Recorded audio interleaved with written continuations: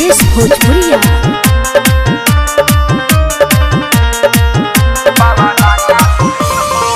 लेकिन ये सैया टाटा सफारी देखेला जवन दुगो देवे लगा दी।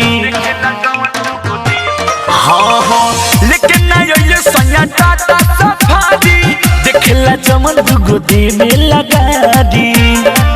भैया बड़े किसी आई तारा भांगा से हो सैया गावना करावे अइले टांगा से हो गोड़ रंगले रानी पावा रंगा से हो सैया गावना करावे अइले टांगा से हो गोड़ रंगले रानी पावा रंगा से हो पावा रंगा से हो पावा रंगा से हो।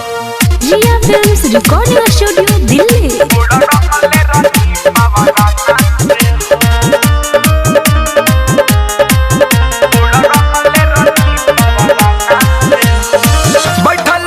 सकिया सरा लगा के अहे बलम हमर बाजा बजा के ए सखी बैठल रोनी सकिया सरा लगा के अहे बलम हमर बाजा बजा के कहे मोटरी के बन दे हम भांगा से हो सैया गावना करावे अइले टांगा से हो गोड़ रंगले रानी पावा रंगा से हो सैया गावना करावे अइले टांगा से हो गोड़ रंगले रानी पावा रंगा से हो।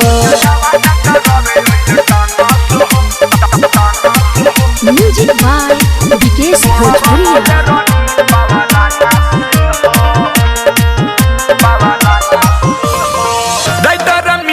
मिसाइल दुख देला देखला दुआरा पर लागल बा मेला सुबोध थारू विकेश दुख देला देखला दुआरा पर लागल बा मेला तना पानी आल बेला फूल भांगा से हो सैया गावना करावे अइले टांगा से हो गोड़ रंगले रानी पावा रंगा से हो सैया गावना करावे अइले टांगा से हो गोड़ रंगले रानी पावा रंगा से हो।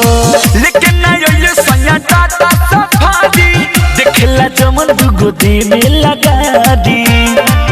भैया बड़े किसी आई तारा भांगा से हो सैया गावना करावे अइले टांगा से हो गोड़ रंगले रानी पावा रंगा से हो सैया गावना करावे अइले टांगा से हो गोड़ रंगले रानी पावा रंगा से हो।